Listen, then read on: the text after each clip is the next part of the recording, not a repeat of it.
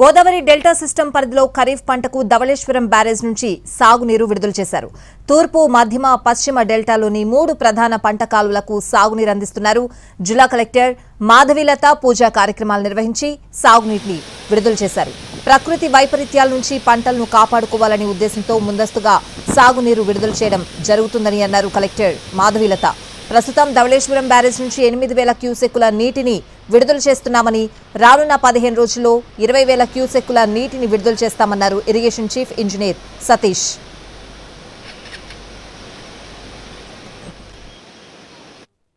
ఈసారి కూడా ఈ 3వ సంవత్సరం కూడా మనము జూన్ 1న వాటర్ విడుదల చేసుకుంటూ 3 డెల్టాస్ కూడా ఈరోజు వాటర్ విడుదల చేయడం జరిగింది. అయితే మనకి పైనుంచి ఇన్ఫ్లోస్ 8,000 ఉన్నాయి. ఇప్పుడు మనము 3,000 కిందికి వదిలేస్తున్నాం, సీలోకి వదిలేస్తున్నాము. సో ఇప్పటి నుంచి అది క్లోజ్ చేసుకుంటూ మనము మిగిలిన సర్ప్లస్ వాటర్ ఏదైతే ఉందో ఈ 3,000 మనం 3 డెల్టాస్కి ఈరోజు నుంచి రిలీజ్ చేయడం జరుగుతుంది. కాబట్టి రైతన్నలందరూ కూడా సకాలంలో నర్సరీస్ వేసుకోండి.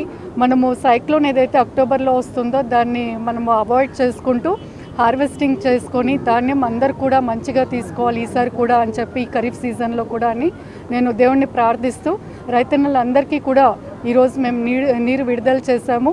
మీరు పంటని రెడీ చేసుకోండి, నర్సరీస్ రెడీ చేసుకోండి అని మరొకసారి. జూన్ 1వ తారీఖు కల్లా ఈ 3 డెల్టాలకి కూడా వాటర్ రిలీజ్ చేయడం జరుగుతుంది.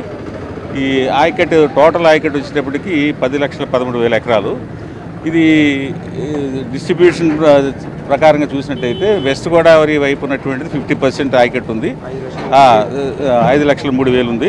రిమైనింగ్ అంతా కూడా సెంట్రల్ డెల్టా అండ్ ఈస్టర్న్ డెల్టాలో కవర్ అవుతుంది, 4,30,000. ఇది including garden crops, fish tanks అన్నీ కలిపి మనం ప్రతి ఏడాది కూడా జూన్ 1 కల్లా రిలీజ్ చేస్తున్నాం. ఎందుకంటే ఈ సైక్లోన్స్ ఇయర్ ఎండింగ్లో వచ్చేటువంటి సైక్లోన్స్ని అవాయిడ్ చేయడం కోసం ఈ లోపల పంట రైతులందరూ కూడా సురక్షితంగా